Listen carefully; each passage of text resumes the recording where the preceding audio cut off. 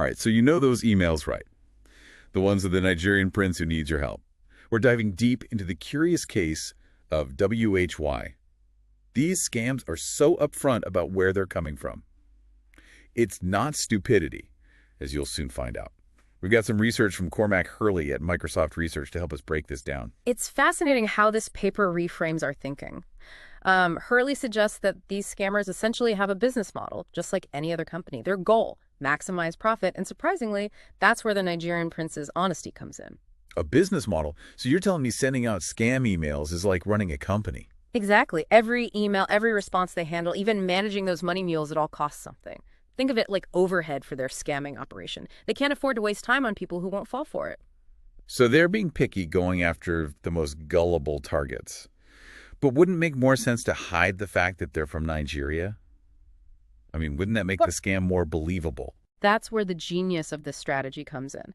The paper talks about victim density. Think of it as the number of potential victims in a given population. The fewer potential victims there are, the harder it is for the scammer to find them. It's like trying to find a specific grain of sand on the beach. Okay, I see where you're going with this. So those who would actually believe a Nigerian prince needs their help are probably few and far between. Exactly. Now imagine a fishing net. The scammer wants to catch the most gullible fish, right? But they don't want to waste time with all the other fish that won't bite. That's where the outlandish story comes in. Hold on, are you saying that the obvious Nigerian prince angle is the net? You got it. By making the story so unbelievable, the scammer is essentially using a net with bigger holes. All those skeptical fish swim right through, leaving only the most gullible ones behind. Wow, so they're actually increasing the chances of people seeing through the scam. They are. But think about it. Each time someone spots the scam and ignores it, the scammer saves time and resources. They're weeding out the people who will never pay up. It's all about efficiency. This is really blowing my mind. So they're not trying to fool everyone. They're intentionally targeting a very specific type of person. Exactly. And that's why being upfront about their location is so important. It acts as a powerful filter, ensuring that they only attract the most vulnerable targets, the ones most likely to believe their story and send money. This is fascinating. It's like they're turning a weakness into a strength. Precisely. Now, here's where it gets really interesting. This concept of victim density and using outlandish claims as a filter, it doesn't just apply to Nigerian prince scams. It has implications for all sorts of scams and attacks, even beyond the digital world. Wait, so this Nigerian prince strategy is like a blueprint for other scams? In a way, yes. Think about phishing emails. Often the clumsiest ones, the ones with bad grammar and obvious spelling errors, are the most successful. So those are like the Nigerian prince of the phishing world.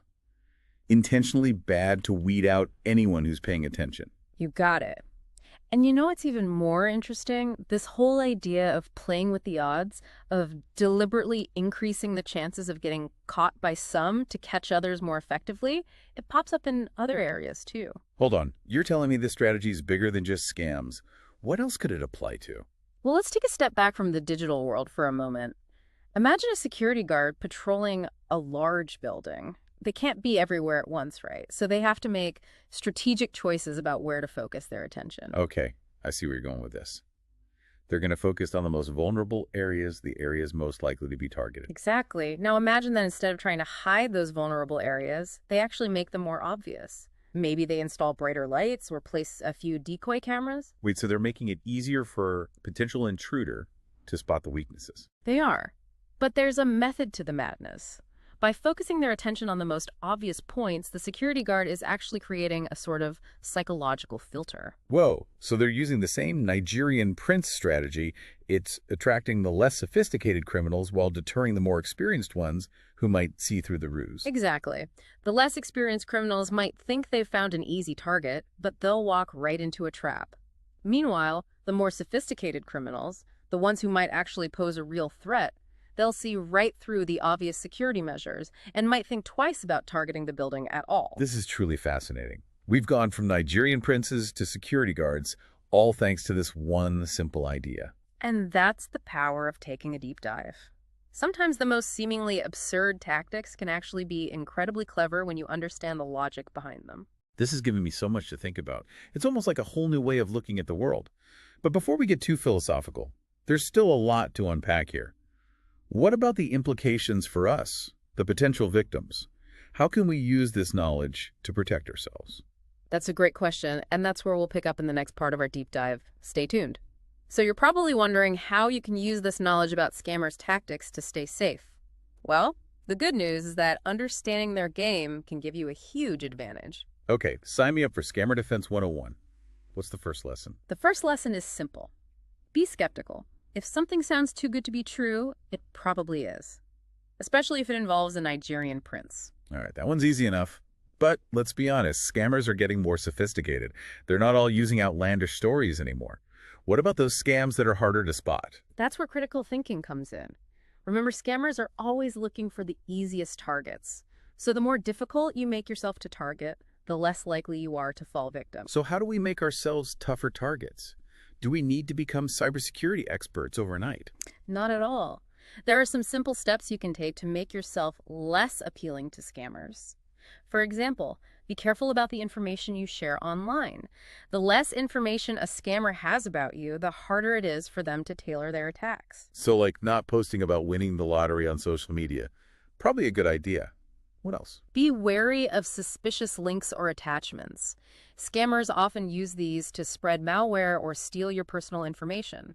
If you're not expecting an email or a message, don't click on anything. Got it. Be cautious, be skeptical, and basically don't make it easy for them.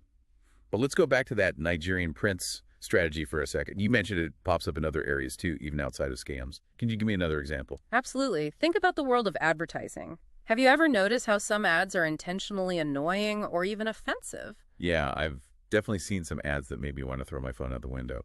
But how's that the same as a Nigerian Prince scam? Well, think about what those annoying ads are trying to achieve. It's not trying to appeal to everyone. They're trying to appeal to a very specific target audience. So they're using the same filtering technique, intentionally turning some people off to reach the right people. That's pretty wild. It is, and it works the same way as the Nigerian Prince scam. By being deliberately polarizing, they're pushing away people who aren't interested in their product or service.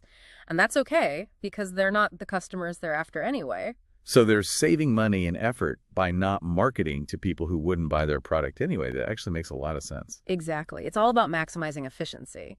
And just like with the Nigerian Prince scam, it can be a surprisingly effective strategy. This has given me a whole new perspective on those annoying ads. Okay. I guess there's a method to the madness after all. There often is. And now that you know about this strategy, you can start to spot it in all sorts of places. It's like having a secret decoder ring for the world around you. Okay, that's a pretty cool way to think about it. Yeah. But before we get carried away decoding the world, I'm curious to hear more about how this victim density concept plays out in the digital world. We talked about phishing emails, but what about other cyber attacks? Great question. Let's take malware as an example. Remember, victim density is all about the number of potential victims in a given population. And when it comes to malware, the population is all the devices connected to the internet. Okay, so that's a pretty huge population. Millions, billions of devices, right? Yeah, exactly. But here's the thing. Not all devices are created equal. Some devices are much more vulnerable to malware than others. So it's not just about the sheer number of devices.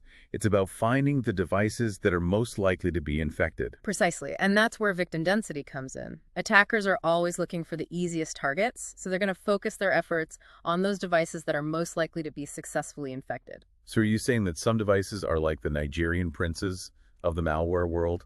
They're the obvious targets, the ones that are most likely to fall for the attack? That's a great analogy. And you know what's even more interesting? Just like the scammers who use outlandish claims to filter their victims, malware creators sometimes use similar tactics to target their attacks. Wait, what do you mean? Malware can't exactly send emails with bad grammar and spelling errors, can it? No, but they can target specific types of devices or operating systems that are known to be more vulnerable. For example, they might focus on older versions of software that haven't been updated with the latest security patches. So it's kind of like knowing that people who fall for the Nigerian Prince scam are probably not very tech savvy. They're going after the low-hanging fruit. Exactly. And that's why it's so important to keep your software up to date. By installing the latest security patches, you're essentially making yourself a less appealing target. It's like putting a lock on your door. Okay, that makes sense. Update your software, be cautious about what you click on, and be aware of those Nigerian Prince tactics even when they're disguised as something else. Got it. You're getting it. And remember, this knowledge isn't just about protecting yourself. It's about understanding how the world works, how people and systems are manipulated, and how even the most seemingly ridiculous strategies can be effective when applied in the right context. This deep dive has been a real eye-opener. But before we go full conspiracy theorist, I think we need to talk about the bigger picture. What does all this mean for the future of cybersecurity? Are we all doomed to be victims of increasingly sophisticated scams and attacks? Not necessarily. In fact, understanding these tactics can actually help us develop more effective defenses. But that's a conversation for the next part of our deep dive. All right, I'm definitely hooked. Let's dive into those defenses next. All right, so we've uncovered these sneaky scammer tactics and how they play the odds. But how do we fight back? Can we actually use this knowledge to make the internet a safer place? Absolutely. It might sound counterintuitive, but we can actually use the scammer's own logic against them. Remember how they manipulate those false positives to target the most vulnerable? Well, we can do the same thing to make attacks less appealing. Okay, I'm intrigued. How do we turn the tables on the scammers? Are we talking about becoming scammers ourselves? Not exactly. It's more about being strategic. Think of it like setting a trap. Instead of trying to protect everything, we can focus our resources on those areas that are most likely to be attacked. We can make those areas look especially vulnerable, enticing attackers in. So we're using the same psychology, but for good. We're making the trap look obvious to weed out the amateurs and catch the more sophisticated attackers. Precisely. And once we have them in the trap, we can study their techniques, gather evidence, and even develop new defenses to protect ourselves and others. That's pretty brilliant. But how do we actually create these traps in the digital world? Is this like a super advanced cybersecurity technique? It can be, but the basic idea is pretty simple. Remember those decoy cameras we talked about earlier? We can do the same thing online. We can create fake websites that look like prime targets for phishing attacks, or set up honeypot servers that attract malware. So we're basically creating a digital playground for attackers filled with irresistible but ultimately useless targets. Exactly. And the beauty of it is that attackers won't even know they've fallen into a trap. They'll think they've hit the jackpot, but they'll be giving us valuable information about their tactics and tools. This is like a whole new level of cyber warfare. But it also raises some ethical questions, doesn't it? Are we being deceptive by creating these traps? It's a valid concern, and it's important to be transparent about the purpose of these honeypots and decoys. We're not trying to trick people into doing something illegal. We're trying to understand how attackers operate so we can develop better defenses. So it's all about using these techniques responsibly and ethically. Makes sense. But let's be realistic, not everyone have the resources to set up these elaborate traps. What about the average person? What can we do to protect ourselves? Well, as we talked about earlier, staying informed is key. The more you understand about how scammers and attackers operate, the less likely you are to fall victim to their tricks. So knowledge is power.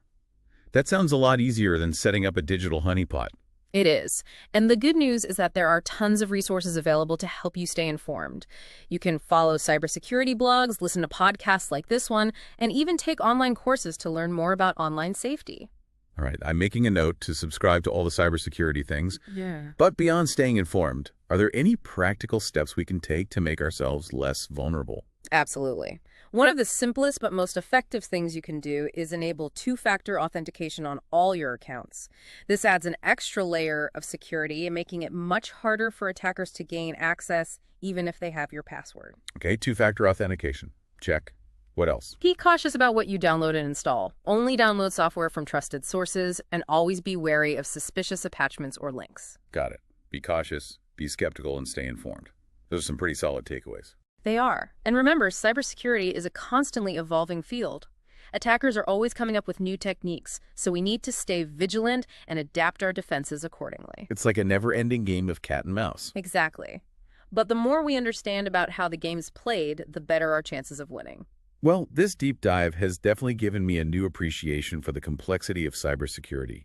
It's not just about firewalls and antivirus software. It's about understanding human behavior, psychology, and even economics. It is, and it's a fascinating field that's only going to become more important as our lives become increasingly intertwined with the digital world. So to our listeners out there, stay curious, stay informed, and stay safe. And remember, the next time you see a Nigerian Prince email, don't just delete it. Take a moment to appreciate the strange logic behind it. It's a reminder that even in the world of scams, efficiency matters. Thanks for joining us on the Deep Dive. We'll catch you next time.